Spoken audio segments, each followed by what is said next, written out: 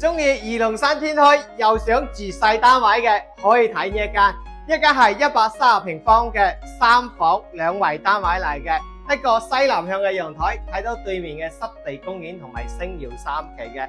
睇下我哋呢間屋係一個全新裝修嘅，業主連我哋嘅背景牆同埋一個無主燈嘅一個天花線形燈都已經做好晒噶啦。睇下呢邊飯廳位置係非常之闊嘅，係一個風管空調都安排上噶啦，連埋我哋嘅餐邊櫃都同你已經做好咗啦。現時買樓真係非常之安心。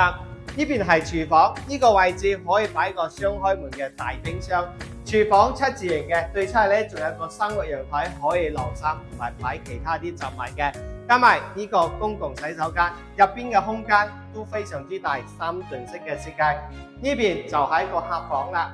睇下呢邊仲可以擺到1m8嘅一個大床，哇！一個大嘅落地窗，光線非常之好啊！而且出邊嘅視野景觀都係非常之 OK 嘅，連空調都安排上啦呢個房間。咁我哋呢個單位只可以講係再買些少嘅家私拎衫入住就 OK 噶啦。咁呢邊呢係一個客房嚟嘅，呢個空間都夠細大。仲有我哋一個生活陽台嘅，非常之舒服呢個格局。咁咧空調都係安排咗噶啦。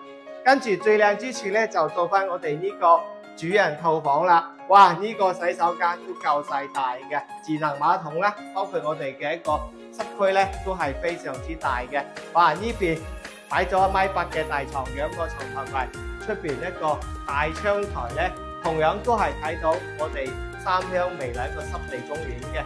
咁呢邊位置仲俾我哋擺衣櫃嘅，風管機都安排上噶啦。